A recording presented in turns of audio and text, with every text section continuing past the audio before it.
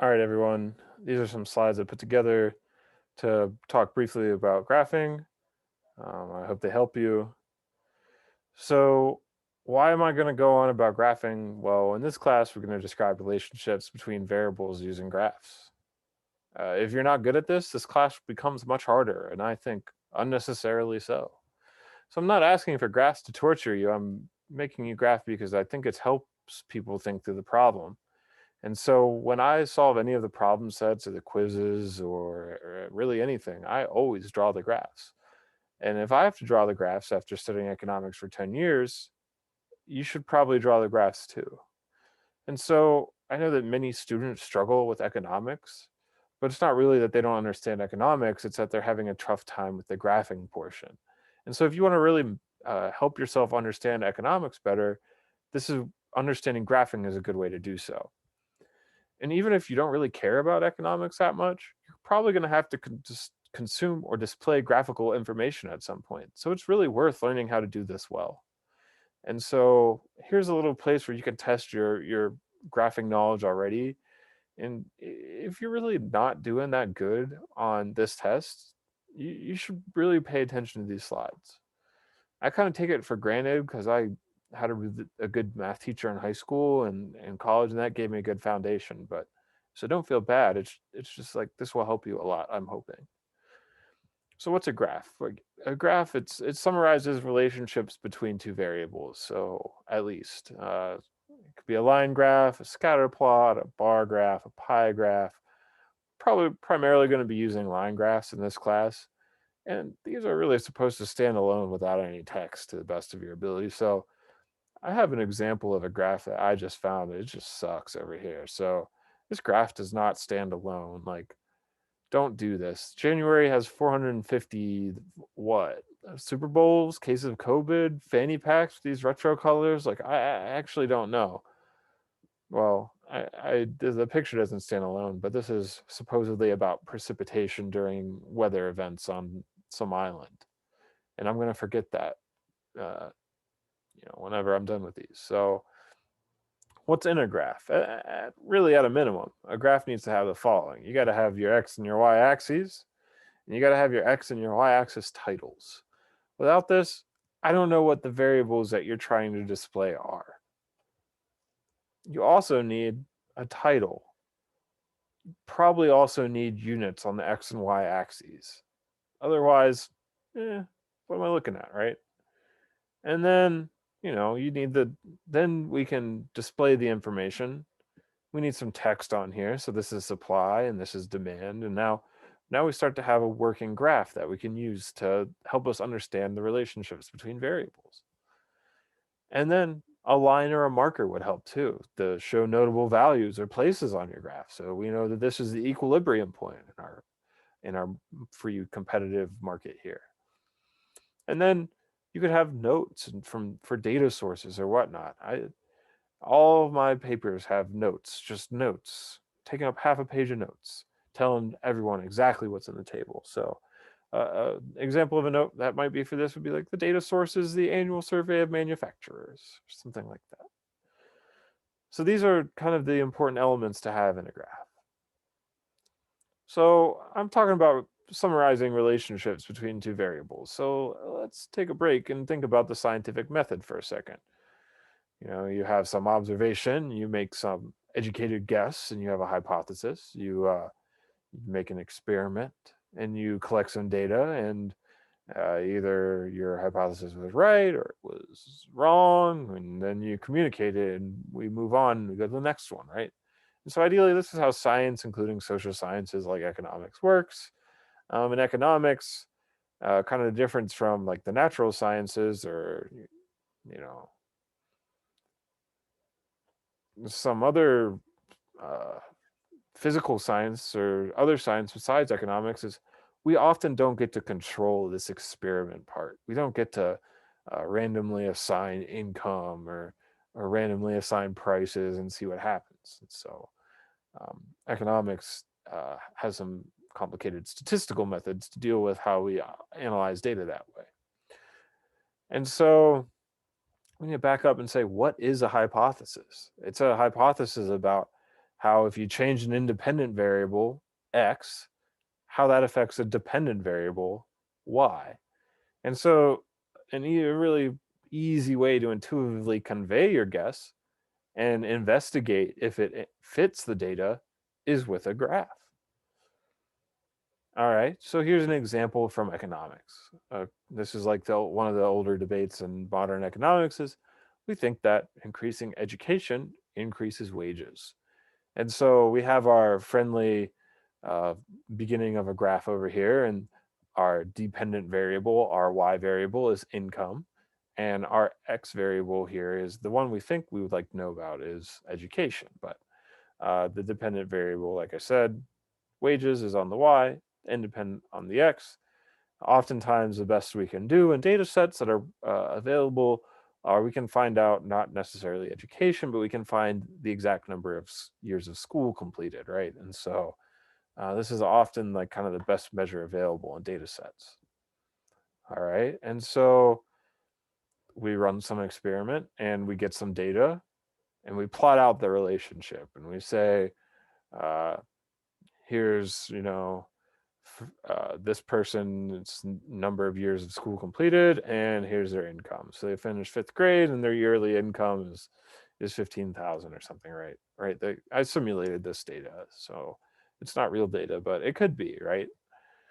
And what we do to summarize the relationship between some school completed and yearly income is we draw the line of best fit through here. And so this line of best fit minimizes the vertical distance between the points and the line. Those are the residuals. But this isn't a statistics course. I don't need to get into it too much. And so the slope of the line is how a 1 year increase in school affects your income.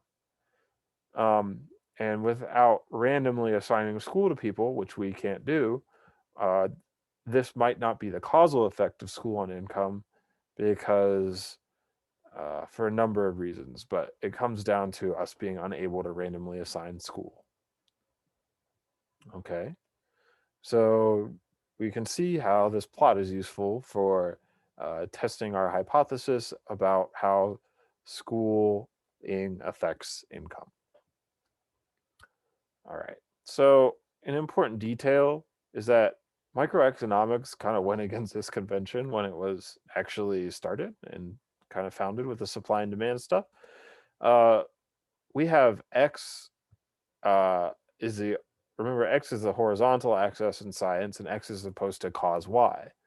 However, in supply and demand, the horizontal axis is the quantity, and we actually think that quantity responds to price, and not the other way around. So we actually have it backwards. But there's nothing I can do about that. So the equation of a line, right? This is important. So this line represents how y changes with a change in x. And the equation of the line is y equals m, the slope, times what x you're at, plus some intercept. So m is the slope, b is the y-intercept, and the y-intercept just means the value of y when x is 0. So in this case, it's about 20,000. And the price quantity we work in, the price where quantity demanded or supplied equals 0. And so that's like the price where they demand nothing or supply nothing. And the slope is how y, yearly income, changes with a change in the year of schooling. So if our slope is 2, it means that for a 1 unit increase in x, y increases by 2.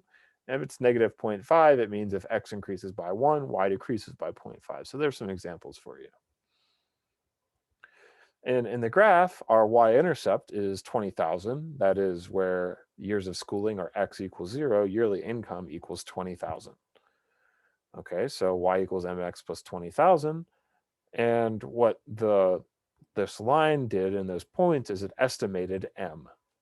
So it gave us a guess for m. And m, in this case, is 3,000. So we know that if we increase schooling by 5 years, income goes from 20,000 to 35,000. So 15,000 over 5 is 3,000.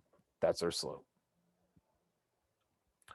And how I did that was, there's kind of many ways to find m or the slope of a line, but it depends on the information you have. I think of slope as rise over one, run. How much does y rise as x runs? So rise is y, x is run. And with 2 points, you can calculate this as y2 minus y1 over x2 minus x1. And this can also be written the change in y over the change in x. And this is the change in x, and this is the change in y. And so 15,000 divided by 5, 3,000. Okay, you can also find the slope with calculus. And I'm going to cover the rules of calculus more in depth. But for now, note that calculus is just about finding the slope of a line. So the slope of this line is m. And I know that the slope of this line is m, this function, because the change in y given a change in x equals m. And that comes from the rules of calculus. And roughly it means for a small change in x, for an infinitesimally small, so for very small change in x, y changes by m. And so remember, economics is about trade-offs, and so the slope is very meaningful for us. So if you have some total costs and some total benefits, all you need to do is take the derivative of your costs and benefits, and you have marginal costs and marginal benefits that way. And we know that the optimal decision rule is marginal cost equal marginal benefit. And so m just describes how fast the benefits are decreasing and the costs are increasing. You can also find the equation of a line with 1 point. This is the so-called point slope form, which can get you to slope intercept form if you manipulate it algebraically. So let's say you have only 1 point and you have a slope m. The point slope form of the line is y minus y1, where y1, m here, and x1 here. And you leave the y and x's as is. So just other graphing considerations I thought would be important to mention. You should always draw graphs at least 150% of the size you think it needs to be. Uh, if it's not large enough, your graph cannot perform its function of conveying information. Do you really need to save white space on your homework? Are you saving paper? And so you should also remember to use colors intelligently. If color is an option, of course, if you're using pen or pencil in your homework, it might not be. But remember, 10% of the population is red-green colorblind. So that's why I'm consistently using navy and orange, because those are colorblind friendly. And then you should also try to exclude irrelevant information. And then finally, I'll just wrap it up with finding a demand curve equation from points. Find the equation for the linear demand curve in slope intercept form. And so this is our table of points that we have to work with here. What should we do? Well, remember, let's graph it first. So price on the y-axis, quantity on the x-axis, and we've got some points in space here. We need to find what the y-intercept is and what the slope is from these points. All right, so the first thing I'm going to do is I'm going to find out what the slope is. So rise over run is y2 minus y1 over x2 minus x1. I'm going to use 0.50,000 and 0.40 1500. And so 50 minus 40 is negative 10, 1000 minus 1500 is 500, and that gives us a slope of negative 1 over 50. Okay, and then we can put this into our point slope form here. So y minus 50 equals our slope, negative 1 over 50 times x minus 1000, so 50, 1000, point slope form.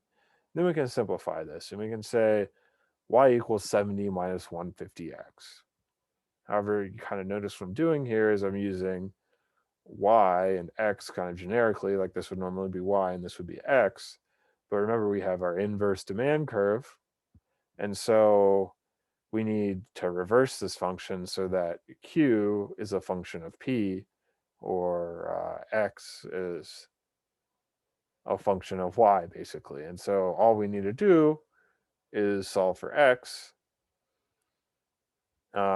So this is like p equals 70 minus 150 over q.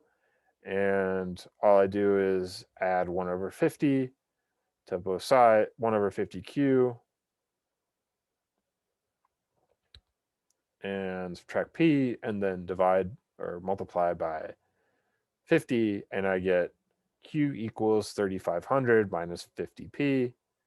A $1 increase in the price makes quantity demanded increased by 50. And so this line intersects the x-axis at 3,500, and it has a slope of negative 50, which is interpreted a $1 decrease in the price makes quantity demanded increase by 50. So that's how you find the demand curve equation from points. Here's some extra resources on graphing. I don't know if they're useful for you or if will fill in anything helpful for you. I have an appendix, which is the use of theories in graphs and economics. It's kind of hard to see. This isn't built for this horizontally, but you can go to this link if you're interested in it. I hope this was helpful. I made it to try to help you guys with graphing so that you could use graphs to help interpret economics better.